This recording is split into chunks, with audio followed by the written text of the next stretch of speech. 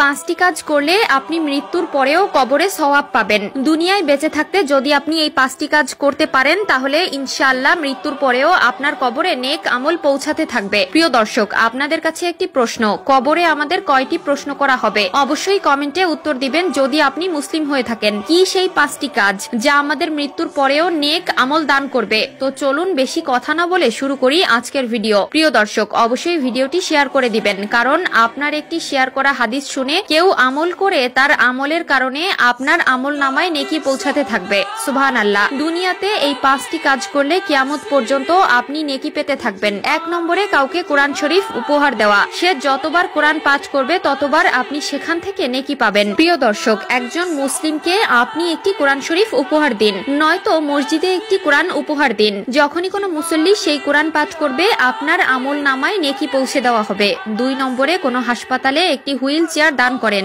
এই wheel chair যতবার মানুষ ব্যবহার করবে ততবারই আপনার আমল নামায় নেকি লেখা হবে। এমনকি আপনি যদি মারাও যান এই নেকি আপনার কবরে পৌঁছাতে থাকবে। 3 নম্বরে মসজিদ বানানোর কাজে অংশগ্রহণ করুন। রাসূলুল্লাহ সাল্লাল্লাহু আলাইহি ওয়াসাল্লাম বলেছেন, কেউ যদি মসজিদ নির্মাণে অংশগ্রহণ করে মৃত্যুর পরেও তার কবরে পর্যাপ্ত নেকি পৌঁছে দেওয়া হবে। কেউ যদি ছোট্ট একটি মসজিদ বানায় আর সেই মসজিদে মুসল্লিরা নামাজ আদায় করে তার জন্য আল্লাহ জান্নাতে একটি ঘর তৈরি করবেন। এই বিষয়ে হাদিসে ও পবিত্র কোরআনে স্পষ্ট বর্ণনা রয়েছে। 4 নম্বরে কোনো দরিদ্র ছাত্র অথবা ছাত্রীকে লেখাপড়া সচল রাখতে সাহায্য করুন।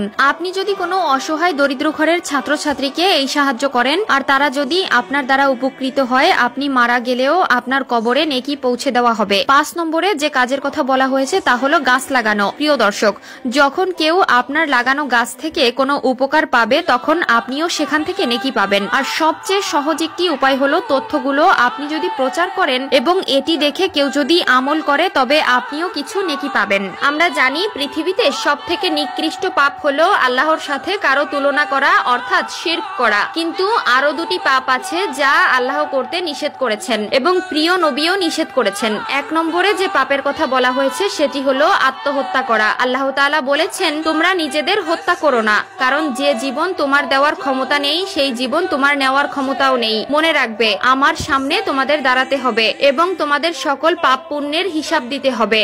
আমরা একটু ডিপ্রেশনে পড়লেই, একটু কষ্ট সহ্য করতে না পেরে আত্মহত্যার মতো মহাপাপ বেছে নেই, কিন্তু আল্লাহ বলেছেন নিরাশ হইও না, আমার উপর ভরসা রাখো। রাতের পর যেমন দিন আসে তেমনি দুঃখের পরেও সুখ আসবে। 2 নাম্বার যে পাপের কথা বলা হয়েছে সেটি হলো অন্যের হক নষ্ট করা। প্রিয় দর্শক, আপনি যদি একজন ইমানদার মানুষ হয়ে থাকেন আপনার জন্য জান্নাত ওয়াজিব হয়ে যাবে, কিন্তু আপনি যদি দুনিয়ায় কারো হক নষ্ট করে থাকেন তার জন্য আপনাকে জান্নাত থেকে বহিষ্কৃত করা হবে যতক্ষণ না ওই ব্যক্তি আপনাকে ক্ষমা করবে। তো যত দ্রুত সম্ভব এই সকল পাপ অন্যায় থেকে দূরে থাকার চেষ্টা করবেন।